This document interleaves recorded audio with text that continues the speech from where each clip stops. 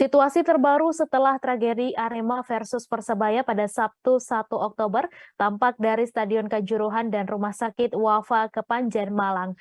Para korban dari tragedi Arema versus Persebaya mulai berdatangan di Rumah Sakit Wafa Kepanjen, Malang untuk mencari anggota keluarga mereka. Sejauh ini jumlah korban Arema versus Persebaya akibat rusuh pasca pertandingan mencapai 153 orang meninggal dunia. Jumlah tersebut juga dikonfirmasi telah bertambah.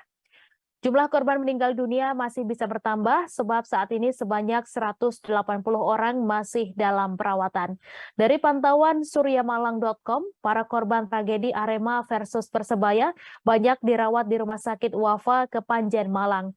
Terpantau sejak pukul 8 pagi, keluarga korban berdatangan dan melihat daftar korban kerusuhan Arema versus Persebaya di dalam ruangan yang sudah disiapkan.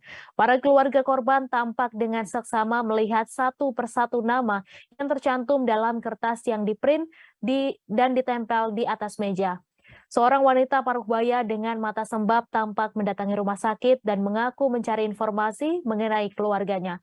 Terkait detail keluarga yang dicari, wanita paruh baya itu masih belum bersedia diwawancarai. Sedangkan beberapa keluarga korban yang lain tampak mondar-mandir di Rumah Sakit Wafa Kepanjen, Malang.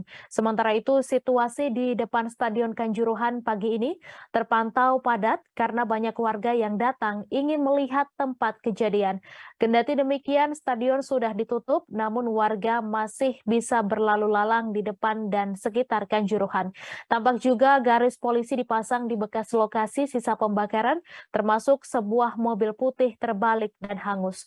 Selain mobil putih, sebuah mobil polisi juga tampak hangus terbakar imbas kerusuhan kemarin malam. Terkait tragedi ini, manajemen Arema FC menyampaikan duka cita yang mendalam dan mengaku akan bertanggung jawab. Sebagai tindak lanjut, manajemen Arema FC juga akan membentuk crisis center atau posko informasi korban untuk penerima laporan dan penanganan korban yang dirawat di rumah sakit.